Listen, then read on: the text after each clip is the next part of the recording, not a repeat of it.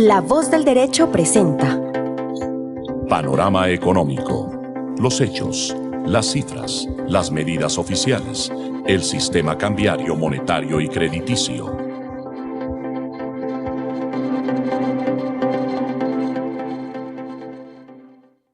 Muy buenas tardes a todos los oyentes de Panorama Económico. Mis estimados, hoy invitados, les tenemos a alguien muy especial que es de España, más propiamente de Sevilla, España. Recordamos, tiene 7 años en Colombia, es un profesor catedrático. Su nombre es Antonini de Jiménez. Él es economista, conferencista, profesor, creador de contenido. Y como formación académica vemos que él es PhD en Economía y Microfinanzas de la Universidad de Sevilla, España, en 2014. También es máster en Economía Política del Desarrollo en el London School of Economics and Political Science en el Reino Unido 2009. También tiene un diplomado en los estudios avanzados en Economía Regional en la Universidad de Sevilla, España, en el año 2010. Y también es licenciado en Economía de la Universidad de Sevilla, España, en el año 2006. Como experiencia profesional, vemos que está en la Universidad Católica de Pereira de Colombia desde octubre del 2018 hasta la actualidad. También ha estado en el Colegio de la Frontera Norte, México, desde octubre del 2015 a julio del 2017. Entonces hoy trataremos temas en profundidad de economía, precisamente para estudiantes, para empresarios, para políticos, donde en muchas ocasiones vemos temas de ideología, pero no vemos profundidades, simplemente vemos que hay mucha argumentación sin profundidad y vamos a analizar si nos está dando, si nos está quitando libertades, si esto nos está ayudando a evolucionar, si nos está atrasando en el tema de evolución, ciencia, desarrollo, libertades. Entonces es uno de los referentes a nivel de estudio de economía y también de los temas en lo social que tiene que ver con las libertades. Entonces, pues bienvenido aquí a Panorama Económico. Alejandro, muchas gracias por tenerme aquí contigo y bueno, pasarlo bien en esta horita que vamos a hablar, ¿verdad? Sí, así es. Que nos cuentes, pues desde tu trayectoria, desde España, cómo han sido estos cambios del tema social, del socialismo. ¿Cuál es el tema que se ha generado a nivel de supresión con el tema de libertades, el tema de capitalismo y todos estos temas que son hoy en día pues tan controversiales, pero que son tan importantes para la sociedad?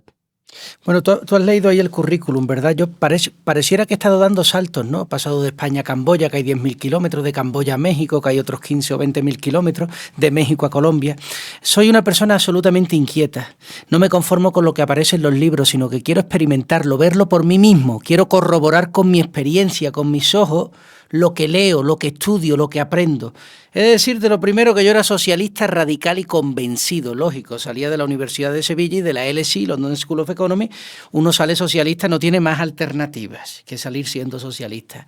Y yo me he ido cayendo del caballo, no me caí de una vez como Pablo de Tarso, sino que me he ido cayendo. He necesitado 10 años de caída y eso ha supuesto para mí una gran conversión en mi vida. ¿Qué tipo de conversión?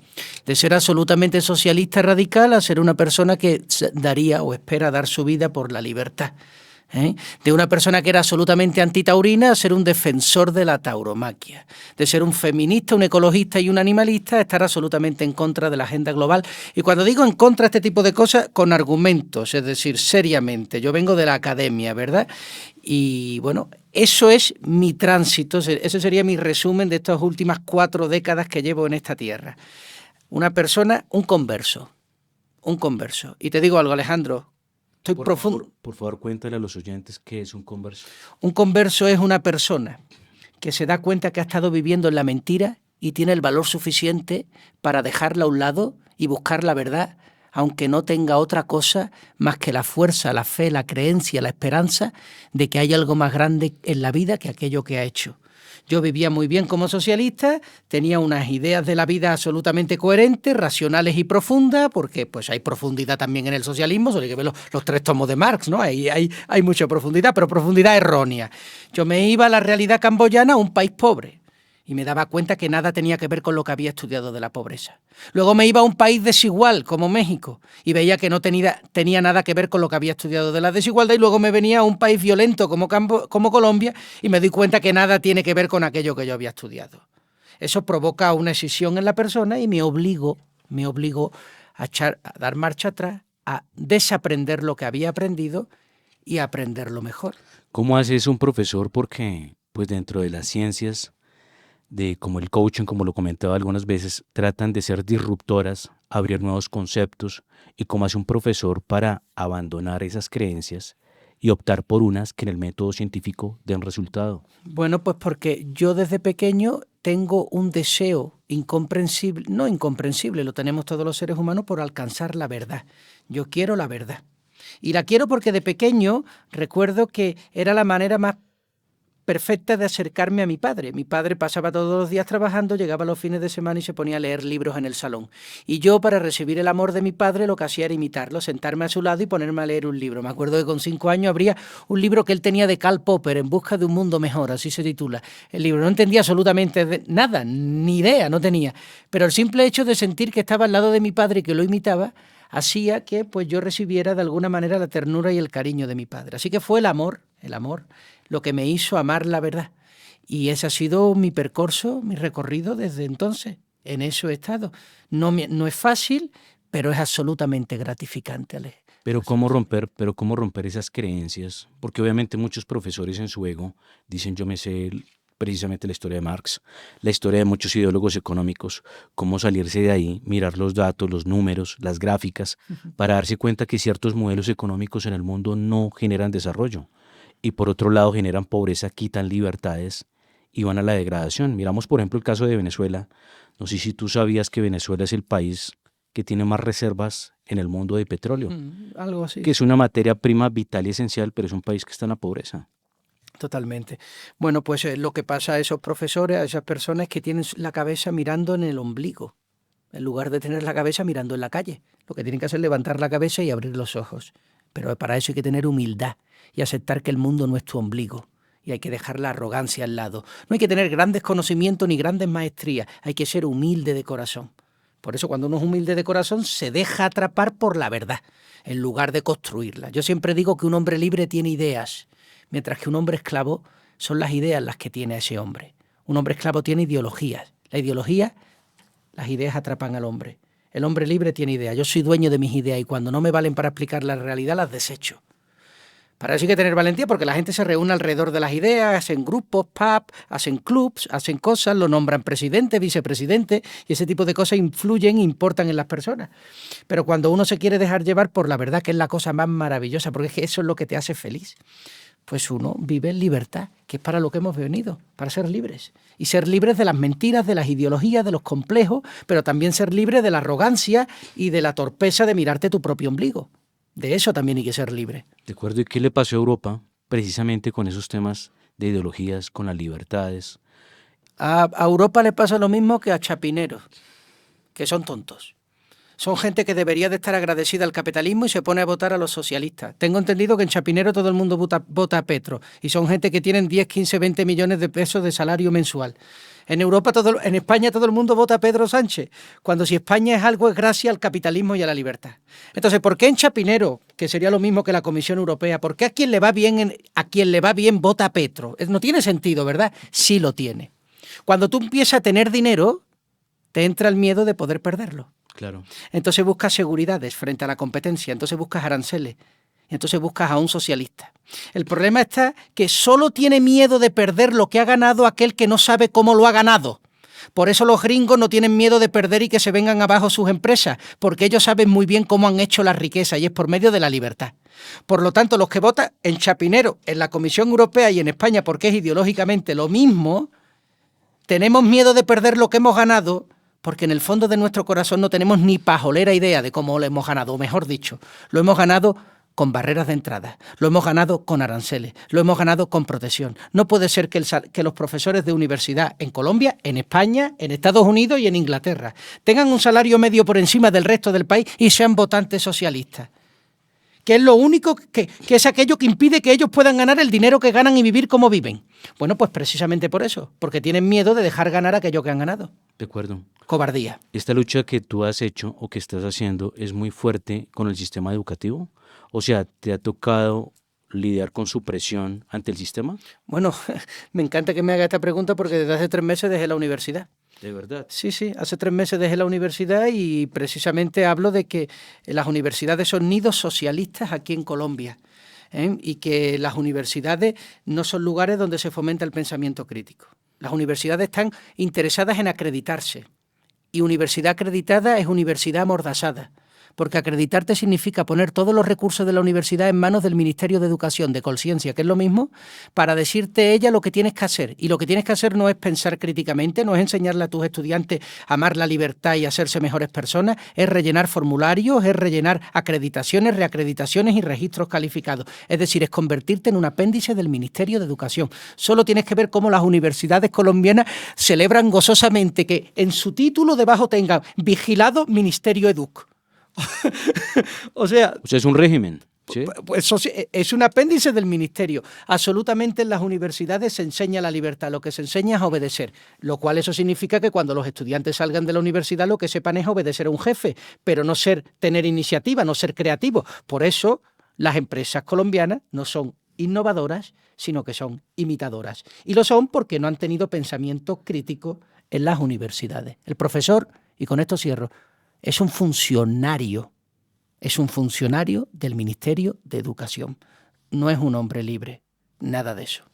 Es increíble y qué bueno que estemos hablando de estos temas, Antonini, porque vemos que precisamente la educación en muchos colegios, en muchas universidades, no enseña al ser humano a desarrollarse, sino precisamente a seguir un modelo, como a ser empleado, pero ya son modelos que no sirven ni en este 2025. En el cual estamos ya corriendo, pero mira, ya que estamos hablando de que tú eres profesor y que ya no estás en el sistema educativo, vemos que tú has tenido reconocimientos como el profesor del año en el 2021 en la Universidad Católica de Pereira, profesor destacado del 2020 al 2021, profesor destacado de la Facultad de Ciencias Económicas y Administrativas de la UCP. También en el 2010, Marchenero del año. ¿Qué es Marchenero? Marchenero viene de Marchena. Marchena es la ciudad donde yo he nacido. Entonces cada año se da un reconocimiento al mejor del pueblo, algo así. Marchenero del año. Ya. Pues por eso. 2010, sería como bogotano del año. Marchenero, sí. Dice 2010 Marchenero del año en el ayuntamiento de Marchena. Y también una beca Talenta en la Agencia Andaluza del Conocimiento.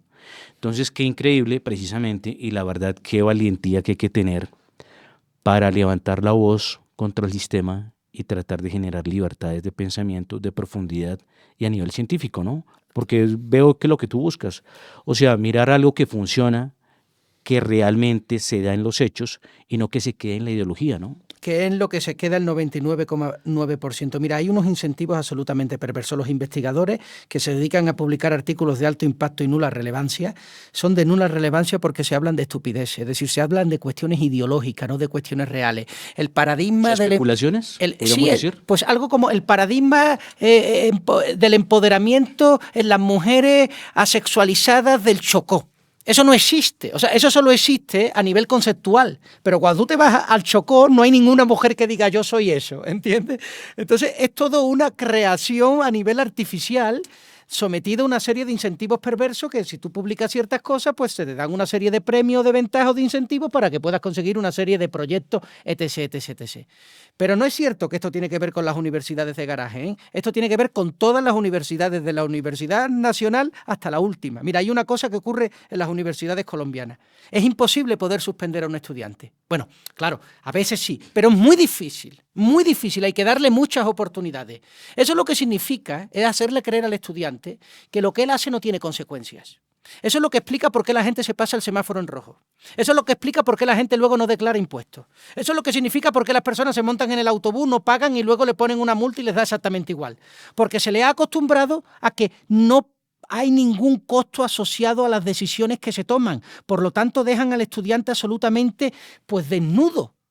Y por supuesto siempre sometido a que alguien lo acompañe, al que alguien lo guíe. los planes de acompañamiento de la universidad, que no son más que estar encima del estudiante para que estudie, es lo mismo que luego se le pide a Petro, o se le pide a los gremios, o se le pide a fulanito de que ponga un arancel, de que me ponga un subsidio, de que me ponga un precio máximo a la energía, de que reduzca la jornada laboral, etcétera, etcétera, etcétera. Es decir, alguien que impida que yo me pueda caer. El día que Avianca sepa que el Colombia está dispuesta a dejarla caer con todo lo que eso signifique, va a empezar Avianca a poner comida en los vuelos interamericanos.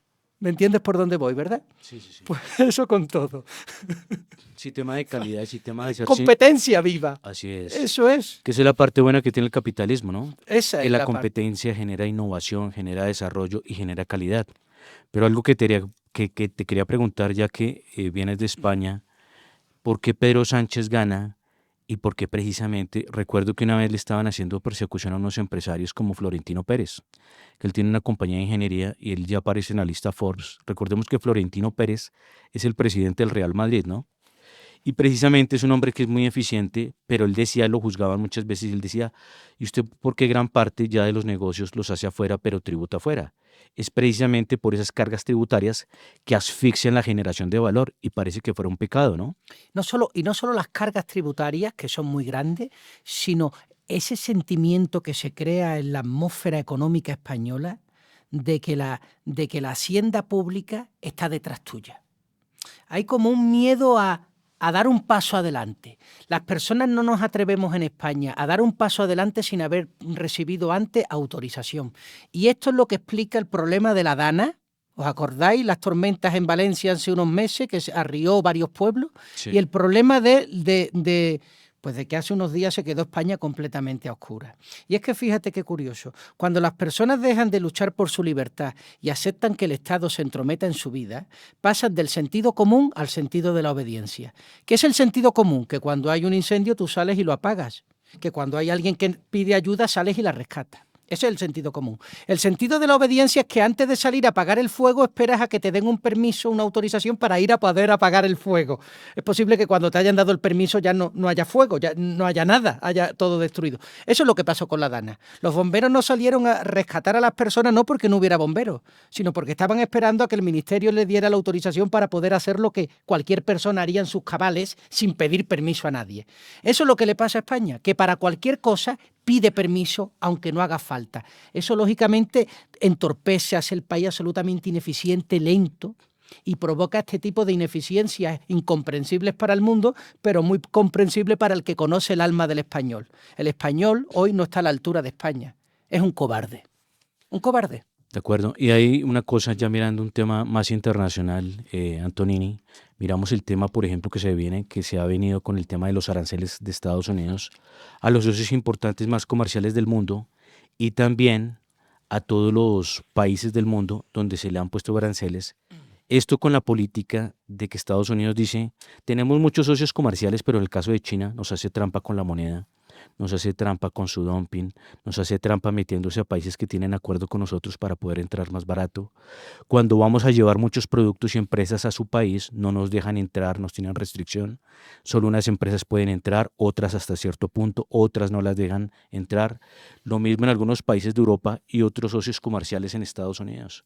¿Cómo ves esta parte y por qué lo que está haciendo Donald Trump con su país es lo que deben hacer los presidentes? O sea, cuidar su economía, cuidar su balanza comercial, cortar esa deuda, ese Estado tan paquidérmico, tan grande, que es lo que no hace que el Estado sea muy competitivo a nivel de gastos, de costos y tributariamente. Mira, yo a nivel teórico estoy absolutísimamente en contra de los aranceles, porque los aranceles son restricciones a la libertad, y a la libertad en un aspecto fundamental, que es el comercio. Sin embargo, yo creo que aquí Donald Trump ha hecho un ejercicio político brillante, y es que está haciendo pagar con su propia medicina a aquellos que utilizan los aranceles contra él.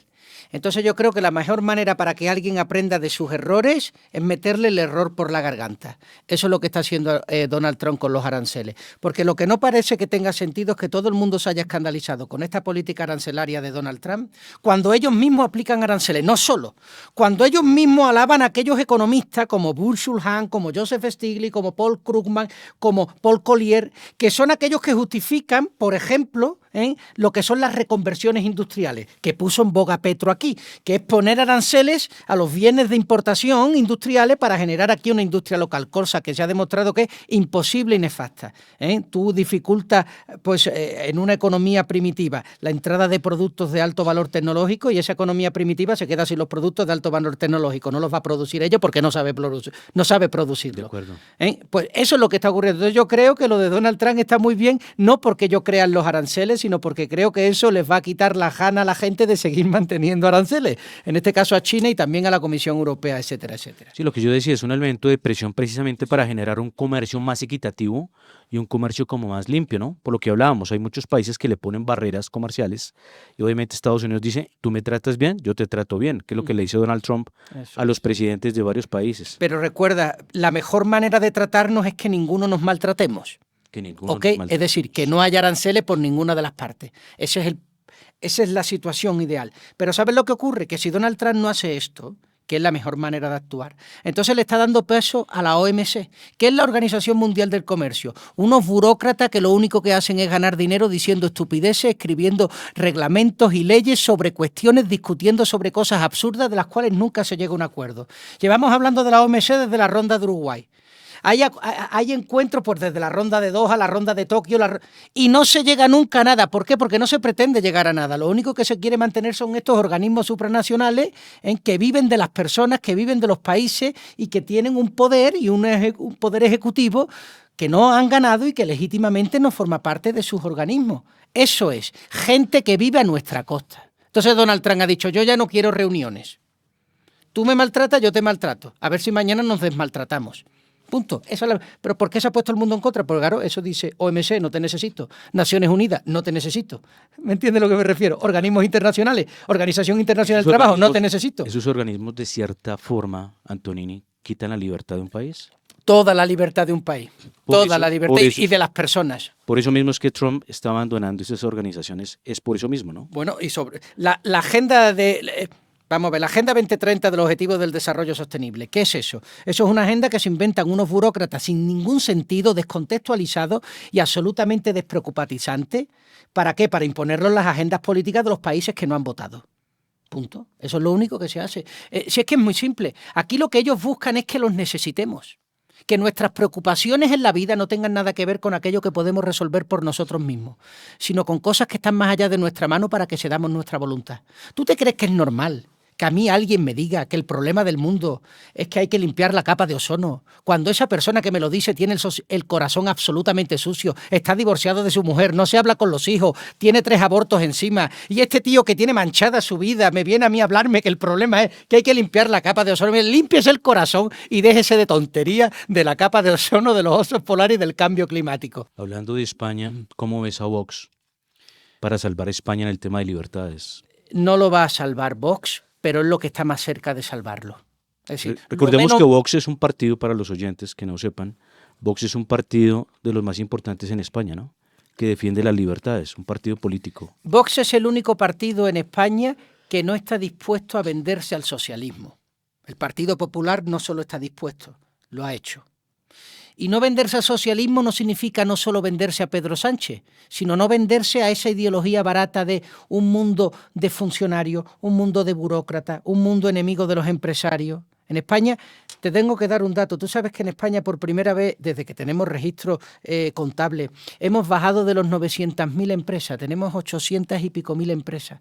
Eso no ha ocurrido nunca. Yo cuando estudiaba en la universidad, ya por el año 2006, había 1.100.000 empresas en España. En 20 años hemos perdido 300.000 empresas, lo cual quiere decir que hemos perdido 300.000 soldados de la libertad, porque un empresario se dedica no solo a producir bienes y servicios, sino libertad, por medio de esos bienes y servicios que produce. Por lo tanto, quiere decir que tenemos 300.000 soldados menos de libertad, por lo tanto tenemos más esclavitud, más servidumbre, más obediencia. Los propios empresarios en España ya no actúan como empresarios. Tengo muchos amigos que tienen una empresa que por la mañana hacen de empresario y por la tarde se sacan unas oposiciones para trabajar en el gobierno.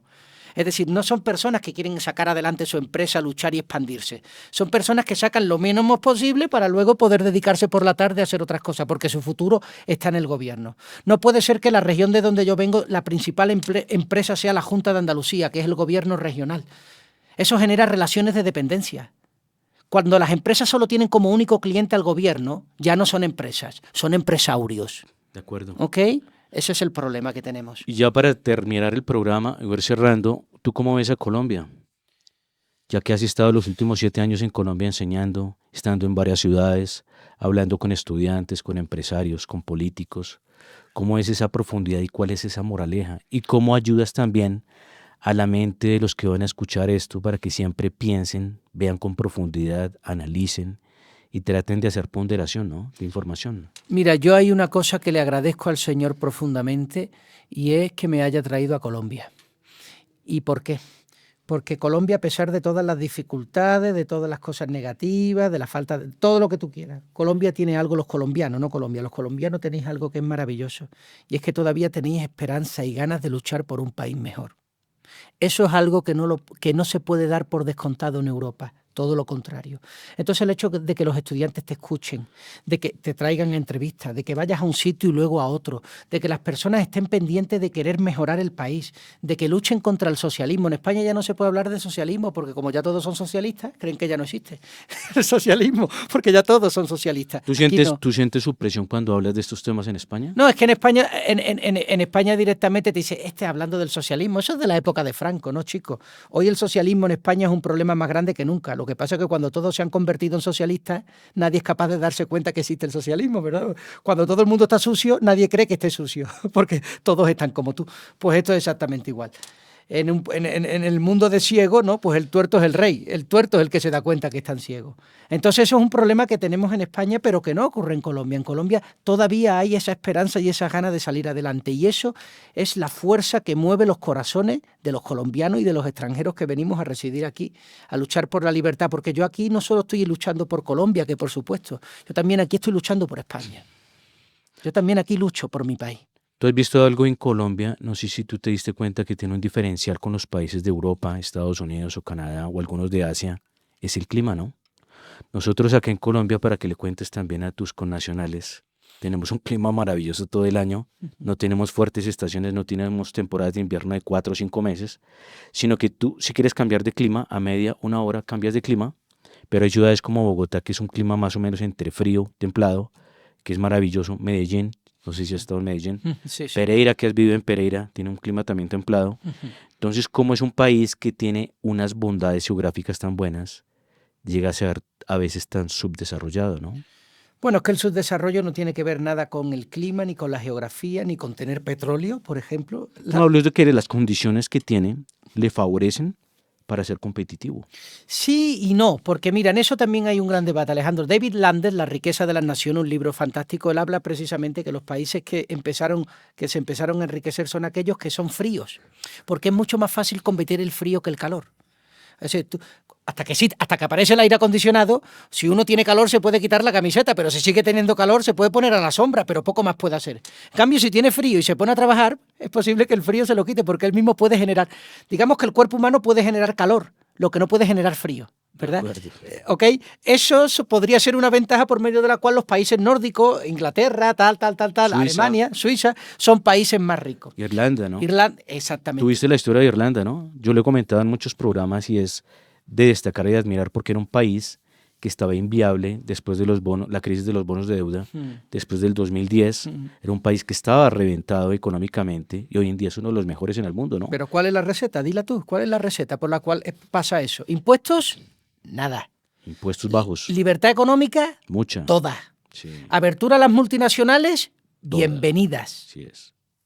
Si es que el secreto lo conocemos. Y mira otro caso, Singapur, que sí es un país que queda en el trópico, que es un país pequeño, que queda en un tránsito comercial entre China, Medio Oriente, Europa, pero es un país que tenía mucha corrupción. Llegó un presidente como Lee Kuan Yew, cortó la corrupción, la castigó muchísimo, porque creo que hasta con la muerte castigan el robo, ¿sí? Y es uno de los países revelación en Asia y en el mundo, ¿no? Singapur está dentro de los 10 países con el PIB per cápita más alto del mundo, como Irlanda, como Suiza y como otros, como Noruega, ¿no? Sí, sí. Entonces, nosotros, ¿por qué no copiamos esos modelos y por qué seguimos en ese modelo que no genera desarrollo? Pues te voy a decir por una razón muy simple, porque no queremos. Porque no queremos de verdad. Es decir, porque queremos solo con la boca, pero no con el corazón. Mira, te voy a poner un ejemplo. ¿Pero tú crees que es que hay mucha ignorancia en la gente para poder No, no, votar? no de ignorancia. No me refiero al hecho O de sea, no... que ignoren cosas. Te voy a poner un ejemplo. Mientras que Colombia invierta en el café, será pobre. ¿Tú conoces algún país del mundo que sea rico y cafetero? No. Por lo tanto, no hay que acabar con la Federación del Café. No. Hay que acabar con la industria del café. Es decir, pero no acabar con la industria del café y luego ¿qué? No, lo que hay que dejarnos de producir café y dedicarnos a aquellas cosas que generan valor añadido. Agregado. Y para eso hace falta innovación. Pero para que haya innovación tiene que haber pensamiento crítico. Pero para que haya pensamiento crítico, los profesores en las universidades no tienen que estar trabajando para el ministerio. Pero para eso el profesor, el rector y el consejo educativo tienen que tener la valentía suficiente para decir, yo no tengo que ser vigilado por el Ministerio de Educación. ¿Tú sabes a quién me vigila a mí? Mis clientes. Y como yo tengo un montón de clientes y les puedo poner una cuota semestral de 20 millones de pesos y la pagan, esa es la garantía de que yo estoy haciendo bien las cosas. Pero ¿por qué tiene que ser el ministerio quien me vigile? Y sobre todo, ¿quién te obliga a ti, universidad, que lo haga? ¿Qué universidad en Colombia está obligada a acreditarse? Ninguna. No es obligatorio acreditarse, sin embargo, todas se acreditan. ¿Por qué lo hacen? Porque tienen miedo a ser la única que no lo hace. Oye, ¿qué hace falta ahí? Pues valentía, querer realmente hacer bien las cosas. Entonces, ya sabemos, hay que abrir las puertas a las multinacionales, valentía. Pero luego llegan los empresarios colombianos diciendo que hay que poner aranceles. Es decir, ¿quién quiere trabajar para una empresa colombiana cuando tiene a disposición una empresa multinacional? Nadie, porque gana más. ¿Por qué gana más? Porque son más productivos. No estoy diciendo que haya que acabar con las empresas colombianas. Lo que quiero es que en un futuro sean las empresas colombianas esas multinacionales. ¿Se entiende? Corea del Sur abrazó las multinacionales cuando era un país pobre. Sí. Y ahora ellas son las productoras de multinacionales en el mundo. Eso es lo que quiero para Colombia. Y un país, Corea, sin riquezas naturales, ¿no? Frío, caliente, sin nada de cultivo, todo apelotonado. Y mira, tienen de las empresas más importantes como Samsung, como la Hyundai. Pero tuvieron la humildad de abrirse y reconocer que otros lo hacían mejor que ellos y aprender de ellos. Porque una de las cosas que tienen los asiáticos, japoneses y coreanos es que ellos cuando no saben hacer algo son capaces de reconocer quién lo hace mejor y decirle, venga que yo quiero aprender de usted y algún día yo quiero ser usted. Sí, es pura lógica científica, ¿no? Eso. Y ensayo de error. Pero el que vive aquí acomodado no se quiere mover de la silla. Por lo que hablábamos, porque no ha ganado su riqueza legítimamente, la ha ganado por medio de una extorsión, de un arancel, de una regulación, de un monopolio, etcétera, etcétera, etcétera. Eso es. Antonini, y unas últimas palabras para los oyentes, para tus seguidores y para los alumnos de universidad. ¿Qué mensaje les dejas en el corazón, en la conciencia, qué visión? Y cómo los fortaleces también con los temas de resiliencia, porque encontrarse bloques, sistemas educativos que no ayuden a prosperar, sino a veces ayudan a encarcelar la mente, no ayudan a generar libertad. ¿Qué hacer? Bueno, les voy a decir mi caso. Yo hace 2 meses dejé la universidad precisamente por estas cosas que hemos hablado, porque yo soy profesor de universidad, yo no soy un funcionario del Ministerio de Educación. Yo necesito tiempo para estudiar, para leer, no para rellenar informes. ¿Y sabes por qué lo dejé? Por la absoluta incertidumbre. No busqué otro trabajo, no lo he buscado hasta ahora. Simplemente estoy dejando que la libertad me vaya llevando allí donde tenga que ir. Ese es mi ejemplo. Quiero ser libre y quiero vivir en la verdad. No quiero vivir en la mentira, no quiero vivir en el patrocinio, no quiero vivir en la falsedad. Y cuando haces eso, las personas comienzan a admirarte porque quieren ser como tú. Y entonces empiezas a ser ejemplo, a convertirte en un referente y a generar un cambio brutalmente grande. Eso es lo que le digo a mis estudiantes y a las personas que nos escuchan. No tengáis miedo desde el día de hoy a reconocer que es la libertad, que es vivir vuestra propia vida lo que os hará ser felices. No viváis más los sueños de los demás. Sed valientes para ser capaces de vivir vuestros propios sueños. Eso es lo que yo recomiendo a las personas como terapia para ser felices. Antonini, hay algo que queríamos saber, ya que tú eres un referente del tema, lo manejas muy bien, eres crítico, estudioso sobre el tema taurino. Entonces queremos que nos cuentes cuál es la profundidad de este estudio, de este pensamiento, qué ha pasado en la realidad y qué es lo que se debe hacer y cuáles son los 2 ángulos para poder analizar este tema. Bueno, yo te decía al principio que yo era un converso, ¿no? Y con los toros me pasó igual. ¿Dónde me hice yo taurino? Yo me hice taurino en Camboya. Camboya es un país donde no hay toros. ¿Y sabes cómo me hice taurino en un país donde no hay toro? Porque precisamente en España era antitaurino. Yo. En España. En España era antitaurino viniendo de una ciudad absolutamente taurina como Sevilla. Yo era antitaurino porque odiaba a España. Y odiaba a España porque era un mediocre. Me voy a Camboya y en Camboya empieza a ocurrirme algo. Me pongo a ver videos de YouTube de corridas de toro. Yo digo, pero ¿cómo es posible que vea corridas de toro en Camboya? Pero si yo he sido antitaurino toda mi vida. Entonces empiezo a darme cuenta de que hay algo más profundo que algo cultural en los toros. Tiene que ver con el ADN latino. Porque si no, no se me ocurre a mí en Camboya ponerme a ver videos de toros. Pero ¿cómo es posible, no? Y ahí me doy cuenta y empiezo a estudiar. Y veo que es que los toros tienen poco que ver con la muerte del toro. Los toros tienen que ver con una serie de valores. Con una serie de valores que están relacionados con la libertad. Porque hacen al hombre tener iniciativa, jugarse la vida por algo más grande que su ombligo. Se promociona la valentía. Delante de un toro hay que ser valiente. La lealtad. No vas a matar al toro con descargas eléctricas. Y la entrega. Estás dispuesto a morir en ese día. Valentía, lealtad y entrega. Esos son los valores de la santidad. Esos son valores que tenemos inscritos nosotros como hijos de Dios que somos. Por lo tanto, digo, el que no conoce los toros, un camboyano, puede ser libre, sin ser taurino. Pero una vez que has conocido el mundo de la tauromaquia, no puedes seguir siendo libre sin serlo. Eso quiere decir que en Colombia todo antitaurino es enemigo de la libertad. Así te lo digo de claro. Lo sepa o no lo sepa. Eso quiere decir que Gustavo Petro, como es enemigo de la libertad, está contra los toros, ¿sí o no? Enemigo de la libertad. Porque enemigo de la libertad no es solo el que dice soy socialista, es todo aquel que se opone a aquello que permite patrocinar y promocionar los valores de la libertad. Y entre esos está la tauromaquia. Otro, la religión. Curiosamente, en un mundo enemigo de la religión y de los toros, amigo del relativismo, de la cultura woke, es socialista, es enemiga de la libertad y amiga de la igualdad. Una última pregunta, ya que hablas de la agenda woke, decían que George Soros a través de su fundación era uno de los que financiaba esto. ¿Por qué siendo un hombre tan rico, por qué financia todas estas cosas que son lo opuesto al mundo en el que él estaba, que era el mundo financiero, el mundo de la bolsa, el mundo de las monedas? Yo no sé si eso es verdad. Lo primero que tengo que decir, yo no sé si es verdad que George Soros financie ese tipo de cosas. Lo que sí te puedo decir es... Por ejemplo, Javier Milei habla mucho de estos temas y él ha investigado y dice que detrás de estas cosas están esas fundaciones, ¿no? Ok, entonces, lo que sí te puedo decir es por qué hay empresarios que financian este tipo de cosas. Bueno, pues porque no están actuando como empresarios, están actuando como imbéciles. ¿Por qué? Porque una persona que vende ideología enemiga de la libertad está impidiendo, está cerciorando esa libertad con la que ha podido ser empresario. Fíjate qué interesante. Es decir, un empresario, si vende aquello que le impide seguir siendo empresario, es de tonto. ¿Y qué te puede impedir seguir siendo empresario? Ser libre. Por lo tanto, los empresarios que venden ideología cambio climático. El otro día lo tuve que decir en Cali, en el 11º encuentro internacional. Lo dije delante de todas las multinacionales de la energía que estaban allí, delante de Celsius, y dije, todos los empresarios que estáis a favor del cambio climático sois antiempresarios. Y estáis cerciorando la libertad con la que habéis podido seguir siendo empresarios. Porque si estas ideologías son ideologías de los gobiernos para lastrarnos libertades, para que nos sometamos a las agendas, no esperarás que después de esto te permitan a ti seguir siendo empresario. No, empresario no, funcionario, obediente. Sí. ¿Ok? Eso. Hay algo que nos querías comentar ya para cerrar.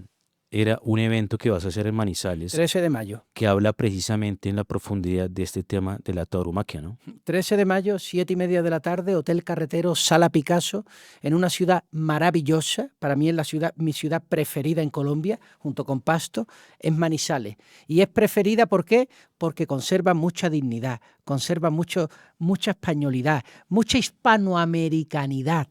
Es taurina, mantiene sus valores, es una sociedad que apuesta por la libertad, no se deja ganar por el socialismo. Por eso es una ciudad que me encanta. Allí vamos a estar defendiendo los toros con algunos ganaderos y con algunos toreros. Pues Antonini, pues felicidades por esa valentía, porque la verdad no es fácil, esa resiliencia, y que como educador, como docente, tienes como la valentía de también decirle a los alumnos, a las personas, mostrarles realidades y decirles que busquen esa vida a través de la innovación en el emprendimiento, el desarrollo y sobre todo la verdad, ¿no? Entonces, pues Bienvenido. Cuando quieras volver a Panorama Económico, estás con las puertas abiertas, que nos acompaña desde España. El programa lo reiteramos por varias partes del mundo donde también nos escuchan. Entonces, interesante todos estos puntos de vista. Y la última pregunta que te iba a hacer, ¿cómo ves a Colombia con su gobierno y cuál será la solución? Absolutamente infame es el gobierno de Gustavo Petro, es el mayor cáncer para Colombia y si no ha hecho más daño del que presumíamos que iba a hacer es porque no ha podido, no porque no haya querido. Y ahora lo que está intentando es burlarse de las instituciones, hacerle creer al colombiano que sin nada de lo que prometió lo ha cumplido es por culpa de que estaba rodeado de corruptos, cuando son sus ideas las que son corruptas porque son socialistas. Y en las próximas elecciones estamos obligados los colombianos a sacar a él y a cualquiera que tenga que ver con él del gobierno. Solo si hacemos eso tendremos una posibilidad de no convertirnos en Venezuela. Porque si el presidente es economista, que la economía precisamente es la ciencia que estudia las abundancias, la circulación de los dineros y todos los activos financieros, ¿por qué se comporta como un antieconomista y por qué tiene políticas para llevar un país a la inviabilidad? O sea, porque si es economista, él estudia en el externado, el problema ¿de dónde es? Pues que es economista, pero es un mal economista. Es decir, no todos los economistas son buenos economistas y sobre todo que cuando él no habla como economista, él habla como megalómano. Él habla como dictador. Él no habla como alguien que quiere una distribución, o mejor dicho, que quiere una producción eficiente de unos recursos escasos susceptibles de ser utilizados alternativamente, la definición de Leon Robinson, sino que él lo que quiere es mandar. Sí. Y para mandar necesita que la gente obedezca. Y para que la gente obedezca, la gente tiene que ser rica o pobre. Pobre. Por lo tanto, mis políticas tienen que ser de enriquecimiento o de empobrecimiento. De empobrecimiento. De acuerdo. Y hay una cosa, Antonini, ya que tú eres economista, vemos que Colombia tiene el PIB per cápita no de los más altos, sino de los más bajos del mundo. La visión de un presidente para salir de la pobreza y de verdad pensar en el progresismo debería ser cómo levantamos ese Producto Interno Bruto per cápita para que todos sean abundantes, ¿no? Exactamente, eso sería la lógica. Bueno, Antonini, feliz tarde, gracias. Muchas gracias que nos acompañas desde Pereira y pues bienvenido a Panorama Económico y a todos los oyentes, pues siempre les traeremos personas referentes que hablen sobre la verdad, la profundidad y que nos dejen algo para poder analizar y reflexionar.